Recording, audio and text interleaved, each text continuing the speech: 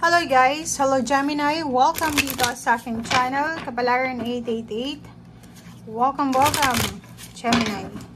Alamin natin kung anong messages, vibration, gabay energy para sa inyong lahat. So, general reading, so pwede kang makaresonate. Gemini. Okay, first card natin is expansion. Ito ay weekly tarot guys, simula March 4 hanggang 10. Okay. Gemini. Wow. Okay. Gemini, make a decision. May kailangan kang gawin na decision making sa linggong ito. Okay? Isang decision ang kailangan mong gawin. Kung gusto mong mag-expand ang buhay mo. Okay? Financial or emotional. Leap of faith is zero the full new beginnings. So, sinasabi ng baraha na huwag mong sayangin itong pagkakataon na ito. Mag-comment ka sa comment section, Gemini, if may kailangan kang pagdesisyonan sa linggong ito. Kasi, ang sabi ng baraha sa'yo dito, number 11, 12, 22, 23, lahat sila significant numbers, angel numbers, na nagsasabi sa'yo na manifestation. So, make a wish, make a decision. Kung gusto mong maging maayos yung takbo ng buhay mo, it's either partnership, relationship, collaboration, may pag-asa ka dito na mag-expand ang buhay mo. Okay? Mag-level up. Level up talaga. Level up. Okay. Leap of faith, sinasabi na 22 balance, simulan mo, 'di ba? Kahit sabihin natin Gemini na nakakatakot, pero kung talagang decided ka, gawin mo na yung decision making. You are worth it, 'di ba? Huwag mong isipin na may mga kulang sa'yo, hindi ka magaling, or hindi ka worth it sa isang expansion nito or kano pa man, kasi mali ka doon. Okay?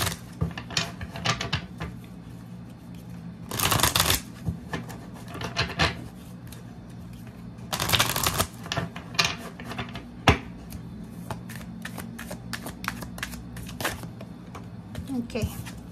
First card dito is awareness.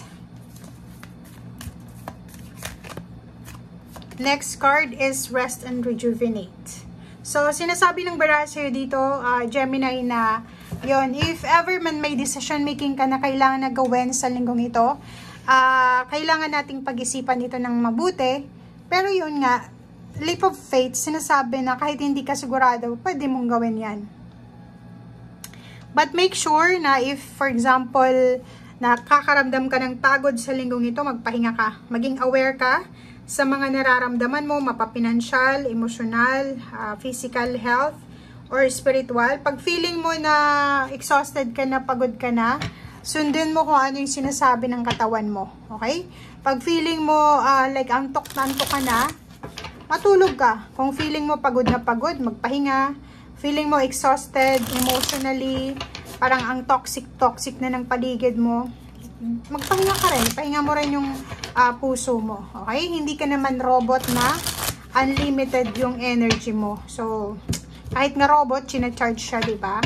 So, yun. Diba? So, make a decision. Nandito ka sa Two of Wands. Dalawang decision making or tatlo, marami, Gemini, ang kailangan mong pagdesisyonan sa linggong ito. Or pwedeng sa buong buwan ito ng Marso.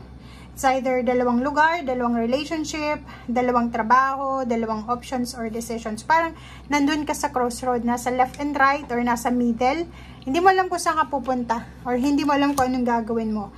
But, sinasabi ng baraha, yun na nga. So, parang inulit lang ito. 'Di ba? Parang ito, na Two of Wands is make a decision, expansion, itong Six of Wands ng victory, success, recognition, rewards, awards, money, career, lahat ng klase ng expansion dito. Isang decision mo lang ay posibleng makukuha mo na siya. Okay? This week din, may mga parang endings, closure ng mga emotional burdens or emotional stress na nararamdaman mo. If ever na galing ka sa stressful na emotional na pamumuhay, sinasabi ng baraha dito na may mga closure or endings na dito. So, posibleng makaka-move on ka na or makaka-move on na yung isang party na involved dito sa mga issues na to. And, magse-celebrate ka. Magse-celebrate ka or the other party. So, if ever man may naging kaaway ka, pwedeng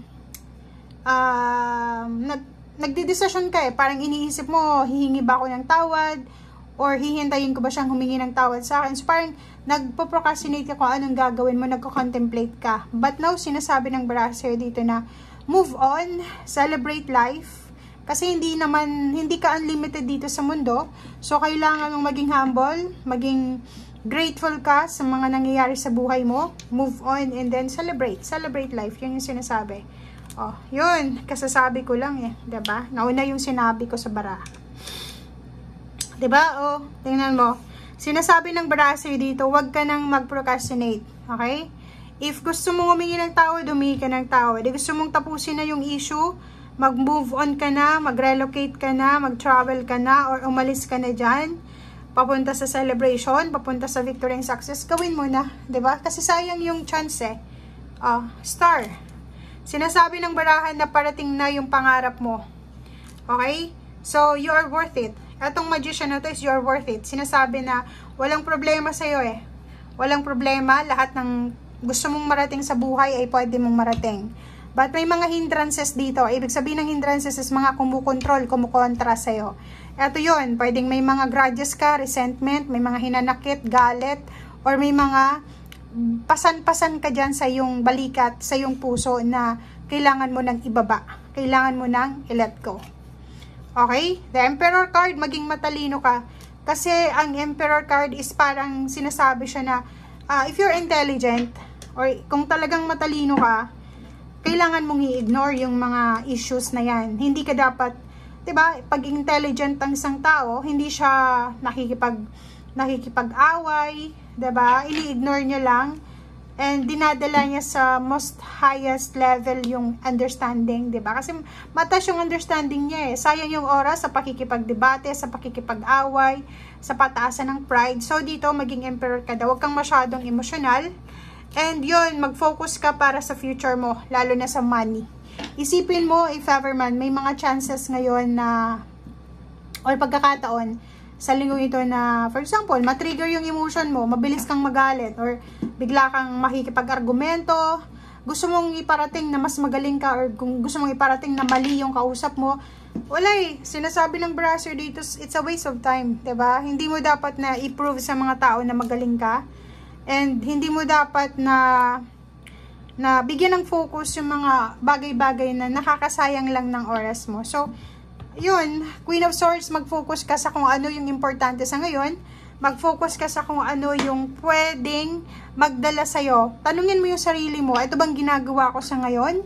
Ano bang magiging result nito? Outcome, 5 years from now. Diba? So, ang pinaka-importante is yung peace of mind. Diba? So, yun, rest and rejuvenate. Yun yung pinaka-importante sa ngayon. Okay? Thank you guys. Bye!